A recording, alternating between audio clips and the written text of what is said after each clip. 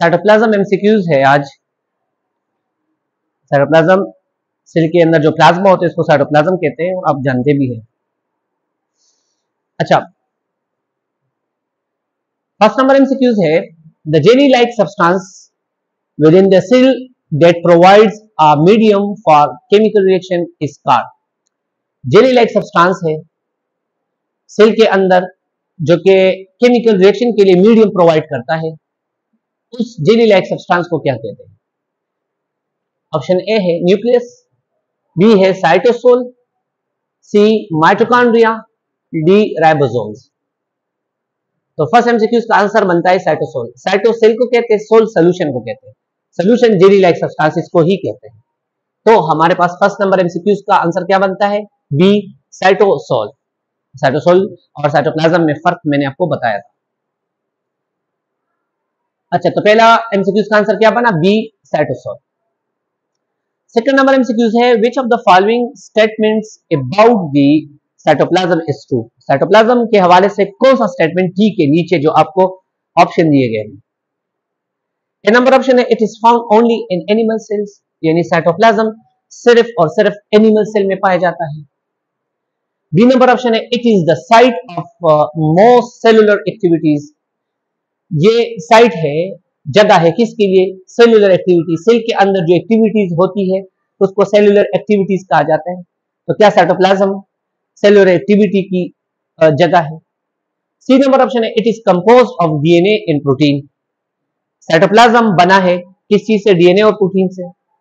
D number option है it contains the cell's genetic material, इसके अंदर जेनेटिक मटीरियल पाया जाता है। तो सेकंड नंबर एमसीक्यू का आंसर है B it is the site of most cellular activities. Cytoplasm ही ज्यादातर जो केमिकल रिएक्शन होते हैं सेल के अंदर, तो उसके लिए जगह है। अच्छा, थर्ड नंबर एमसीक्यू की तरफ चलते हैं। Which of the following structure is not found in the cytoplasm. कौन सा स्ट्रक्चर है जो कि साइटोप्लाज्म के अंदर नहीं पाया जाता? ठीक है, इसको देखिए, नॉट फाउंड, गलत नहीं होना। ए नंबर ऑप्शन है माइटोकॉन्ड्रिया, बी नंबर ऑप्शन है Golgi apparatus, C number option है endoplasmic reticulum, D number option है क्रोमोसोम। तो साइटोप्लाज्म के अंदर जो नहीं पाया जाता वो है हमारे पास क्रोमोसोम। क्रोमोसोम न्यूक्लियस के अंदर पाया जाता है। और ये जो एमसीक्यूज है ये यूकेरियोटिक सेल की बात हो रही है, ठीक है, प्रोकैरियोटिक सेल की बात नहीं हो रही। इस एमसीक्यूज के हवाले से मैं बात कर रहा हूँ। ये थर्ड नंबर एमसीक्यूज का आंसर बनता है क्रोमोसोम्स। तो क्रोमोसोम साइटोप्लाज्म के अंदर नहीं पाया जाता। फोर्थ नंबर एमसीक्यूज में कहते हैं which of the following organelles are suspended in the cytoplasm. कौन सा ऑर्गेनील साइटोप्लाज्म के अंदर सस्पेंड पड़ा होता है? ए नंबर ऑप्शन है न्यूक्लियस, बी नंबर ऑप्शन है राइबोसोम्स, सी नंबर ऑप्शन है mitochondria, D all of the above या ऑल ऑफ दीज। तो ये जो आपको ऑप्शन दिए गए हैं न्यूक्लियस है, राइबोसोम, माइटोकॉन्ड्रिया, ये तमाम साइटोप्लाज्म के अंदर पाए जाते हैं। तो हमारे पास आंसर क्या बना? आंसर बनता है D all of the above, तमाम पाए जाते हैं। तो 4 नंबर एमसीक्यूज का answer D all of the above. 5 number MCQs the fluid component of the cytoplasm is known as. Fluid component cytoplasm का क्या है? उसके अंदर जेली लाइक सब्सटेंसेस हो। तो A number cytosol, B number cytoskeleton, C number nucleoplasm, D number endoplasm. तो fluid component of cytoplasm क्या है? वो है साइटोसोल। और वजाहत हो चुका है साइटोसोल किसे कहते हैं। बाकी साइटोस्केलेटन अलग ऑर्गेनील है, न्यूक्लियोप्लाज्म जो है न्यूक्लियस का हिस्सा है, न्यूक्लियस के अंदर प्लाज्मा पाया जाता है, इसको न्यूक्लियोप्लाज्म, एंडोप्लाज्म वगैरह वगैरह। तो हम बात कर रहे हैं यहाँ पर हमारे पास ऑप्शन क्या बना? हमारे पास ए नंबर ऑप्शन बना। 5 नंबर एमसीक्यूज साइटोसोल जो कि फ्लूइड कंपोनेंट है साइटोप्लाज्म का। 6 नंबर एमसीक्यूज में कहते हैं which type of the cellular process occurs in the cytoplasm. जो सेलुलर प्रोसेस है जो सेल के अंदर अमल होता है, तो साइटोप्लाज्म के अंदर कौन सा प्रोसेस होता है? ए नंबर ऑप्शन है DNA replication, D number option है ट्रांसक्रिप्शन, सी नंबर ऑप्शन है ग्लाइकोलाइसिस और डी नंबर ऑप्शन है फोटोसिंथेसिस। सोचिए, सेलुलर प्रोसेस साइटोप्लाज्म के अंदर जो अकर होता है तो वो हमारे पास है ग्लाइकोलाइसिस। ग्लाइकोलाइसिस ग्लूकोज की जब लाइसिस होती है, ग्लूकोज की ब्रेकडाउन वो हमारे पास साइटोप्लाज्म के अंदर होते हैं। बाकी डीएनए रेप्लिकेशन ये न्यूक्लियस के अंदर होता है। ट्रांसक्रिप्शन भी जो डीएनए से आरएनए बनता है वो भी न्यूक्लियस के अंदर, और फोटोसिंथेसिस जानते हैं जो कि क्लोरोप्लास्ट के अंदर होता है। तो साइटोप्लाज्म के अंदर जो प्रोसेस होता है वो है हमारे पास सी नंबर ऑप्शन ग्लाइकोलाइसिस। तो 6 नंबर एमसीक्यूज का option C glycolysis. 7 number MCQs में कहते हैं the cytoplasm helps to, cytoplasm मदद देते हैं किस चीज में? Maintain the shape of the cell, cell का शेप मेंटेन करना। B number transport genetic material, genetic material की जीन्स की ट्रांसफर करना एक जगह से दूसरी जगह। C number facilitate cell division, cell division की फैसिलिटी प्रोवाइड करना या सेल डिवीजन करना, उसमें मदद देना। तो साइटोप्लाज्म अच्छा डी नंबर ऑप्शन है बोथ ए एंड बी इन ए और both A and C, A और सी, यानी maintain the shape of the cell. C number option facilitate cell division. तो साइटोप्लाज्म जो है हेल्प करता है maintain the shape of the cell में भी और फैसिलिटेट सेल डिवीजन में। तो डी नंबर ऑप्शन हमारे पास बनता है बोथ ए एंड सी। ठीक है, 7 नंबर एमसीक्यू का क्या आंसर बना? Option D both A and C. 8 number MCQs की तरफ चलते हैं। 8 नंबर एमसीक्यूज में कहते हैं what is the main difference between cytoplasm and cytosol. अब साइटोप्लाज्म और साइटोसोल में क्या फर्क है? ठीक है, मेन डिफरेंस। ऑप्शन की तरफ चलते हैं। Option A cytoplasm include organelles, cytoplasm के अंदर ऑर्गेनीज भी इंक्लूड है और साइटोसोल में ऑर्गेनीज इंक्लूड नहीं है, cytosol does not. B number option है cytosol includes organelles, cytoplasm does not. कहते हैं साइटोसोल के अंदर ऑर्गेनीज पाए जाते हैं लेकिन साइटोप्लाज्म के अंदर नहीं। C number option cytosol is a solid, cytoplasm is a liquid. कहते हैं साइटोसोल सॉलिड है लेकिन cytoplasm is liquid. D number option कहते हैं cytoplasm is found only in prokaryotic cell, cytoplasm सिर्फ प्रोकैरियोटिक सेल में पाया जाता है और cytosol is found only in the eukaryotic cells, और साइटोप्लाज्म यूकैरियोटिक सेल में पाया जाता है और साइटोसोल जो है सिर्फ यूकैरियोटिक सेल में पाया जाता है। तो हमारे पास सही ऑप्शन जो है वो ए है, साइटोप्लाज्म इंक्लूड्स ऑर्गेनीज, साइटोप्लाज्म के अंदर ऑर्गेनीज पाया जाता है और साइटोसोल के अंदर नहीं पाया जाता। ठीक है, मैं थोड़ा सा रिवाइज कर दूं, आसान है। मसलन मैं यहाँ पे बनाता हूं सेल, ये हमारे पास सेल हुआ, ये इसका सेल मेम्ब्रेन है, ये जो आपको नजर आ रहा है ये हमारे पास बना क्या? ये हमारे पास सेल का प्लाज्मा बना, सेल साइटोप्लाज्म। ये हमारे पास क्या रहा? साइटोप्लाज्म। अब साइटोप्लाज्म के अंदर ऑर्गेनीज पाए जाते हैं। फॉर एग्जांपल ये मैं बनाता हूं ऑर्गेनीज माइटोकॉन्ड्रिया। फॉर एग्जांपल मसलन ये हमारे पास रहा प्लास्टिड, क्लोरोप्लास्ट। ठीक है, इसी तरह यहाँ पे कुछ और भी ऑर्गेनीज, इधर मैं बनाऊं एंडोप्लाज्मिक रेटिकुलम वगैरह वगैरह। तो ये साइटोप्लाज्म का ये ऑर्गेनेलिक पार्ट है, बाकी ऑर्गेनीज भी इसके अंदर होते हैं।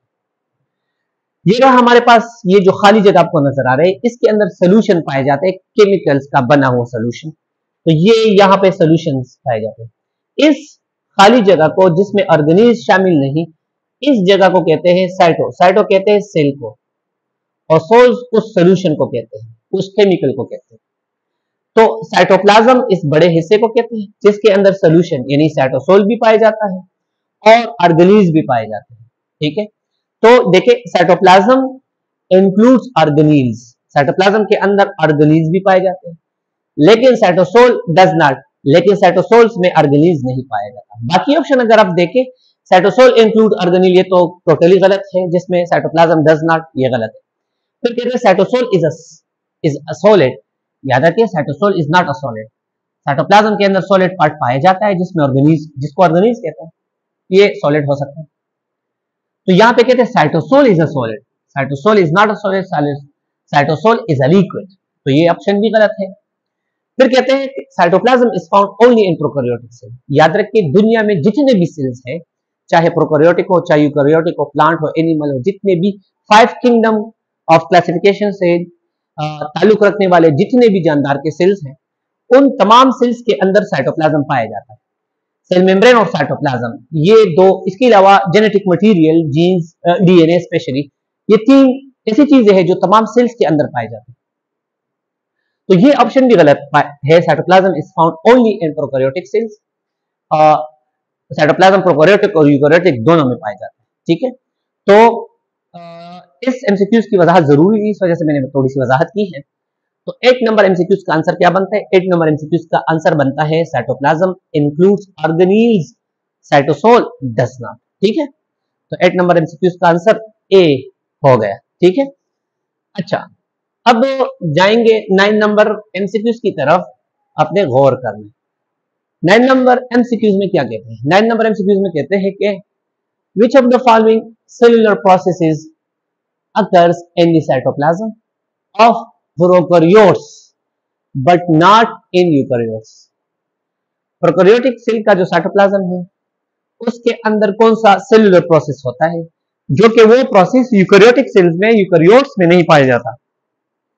ठीक है, चलते हैं, बात कर रहा हूं, फिर से सुने। प्रोकैरियोटिक सेल में वो प्रोसेस जो होते हैं वो, और वो प्रोसेस प्रोकैरियोटिक साइटोप्लाज्म में जो प्रोसेसेस होते हैं उन प्रोसेस का मुआवजा करते हैं यूकैरियोटिक सेल में।